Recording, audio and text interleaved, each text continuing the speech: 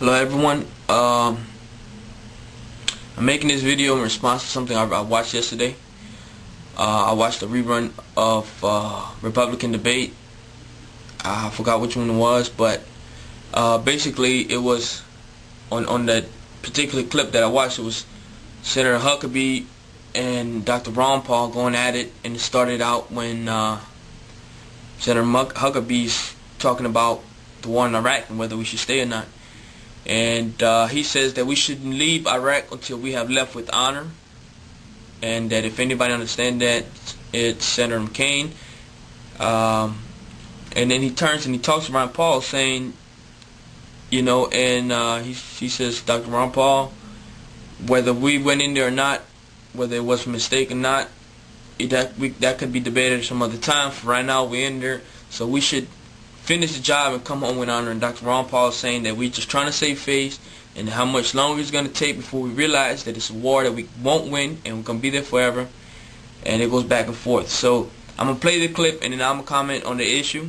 And I'm going to state my point of view, having been deployed and having served the tour. So you guys watch the video, and I'm going to speak after. And on this issue, when he says we can't leave until we've left with honor, I 100% agree with him, because, Congressman, whether or not we should have gone to Iraq is a discussion that historians can have, but we're there.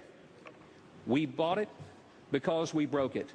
We've got a responsibility to the honor of this country and to the honor of every man and woman who has served in Iraq and ever served in our military, to not leave them with anything less than the honor that they deserve. Go ahead. You wanted to respond? He just addressed you. You go ahead and respond. The American people didn't go in. A few people advising this administration, a small number of people called the neoconservatives, hijacked our foreign policy. They're responsible, not the American people.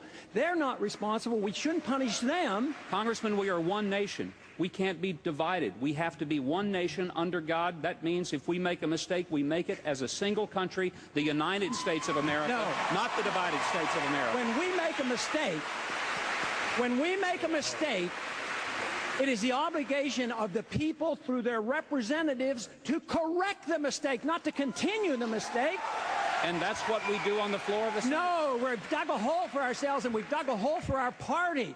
We're losing elections, and we're going down next year if we don't change it, and it has all to do with foreign policy, and we have to wake up to this fact. Even if we lose elections, we should not lose our honor, and that is more important than the Republican Party.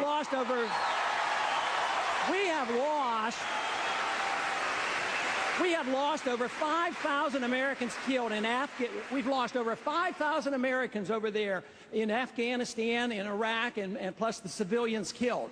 How many more do you want to lose? How long are you going to be there? How long? What do we have to pay to save face? That's all we're doing, is saving face. It's time we came home. Gentlemen, thank you. Wendell.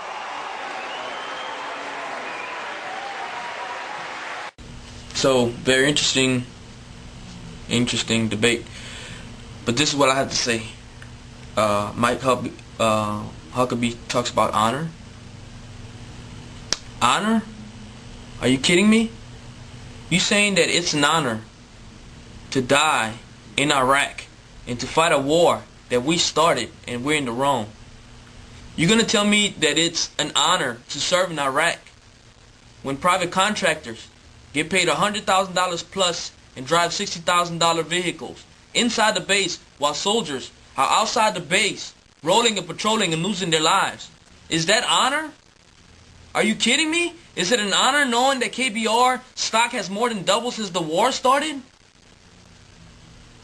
I'm outraged at what is going on. Again, they're using this idea of patriotism and honor. That's bullshit. That's bullshit. How about sending home the soldiers with their lives? Sending the soldiers home with honor. That's foolhardiness. So we're fighting in Iraq for honor? What happened to fighting for freedom and democracy? I'm just amazed. You know, Senator McCain a few months ago, he was on TV saying that he spent Thanksgiving in Iraq, and that the message the soldier wanted the people of America to know, that the soldiers want to send the message that we need to let them win the war. He said the soldier's message is, let us win the war, and everybody cheers. You know, Senator McCain, if you want to know the soldier's opinion, you should ask them. But I'm tired of these politicians speaking on our behalf and using our name to lobby and to try to win this election. You know what? Ron Paul's the only Republican candidate that opposes the war. And guess what? He's got more military donations than any other candidate, both Democrat and Republican. What does that say about what the military thinks? And you're talking about honor? 70% of the people are against the war. 70% of Americans have been against the war for a long time. How about representing them? What does that say about the war? It's bad enough the soldiers can't speak, but speaking on our behalf? That's not right, Senator McCain. That's not right. And this war is not about honor. This war is about profiteering. This war is about money.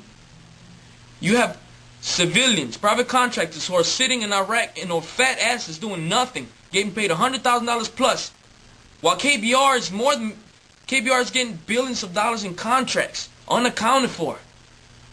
No bid contracts, KBR along with the other companies. And you know what's the worst part? Is these politicians sending us to war who have their stocks and their money invested in these wars. And that's what's profiteering. We're nothing but pawns being used for their political agendas. You know, when I joined the military, I raised my hand and said that I'll protect the Constitution of the United States and its people, and against foreign and domestic enemies. But guess what? I did not raise my hand to protect private companies like KBR and put my life on the line so they can make a buck. When are we going to realize that people fighting in Iraq against us, they're not terrorists, they're soldiers? What would we do if somebody invaded us? I know I will pick up my weapon and fight against them.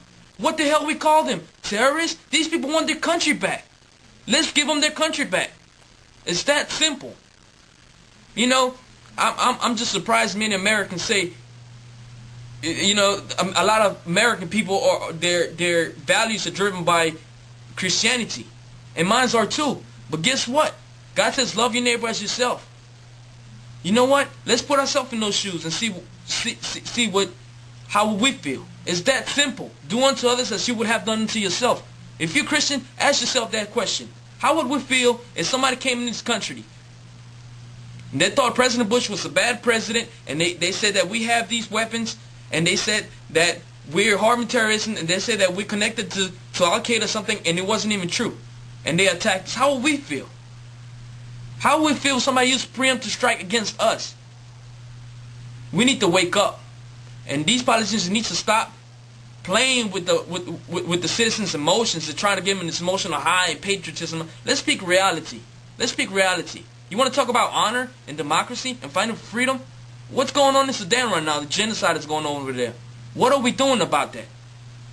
No, because we don't have any investments. These politicians don't have any investments over there. That's what it's all about. We need to wake up America. And the media, I can't believe how the media is treating Ron Paul.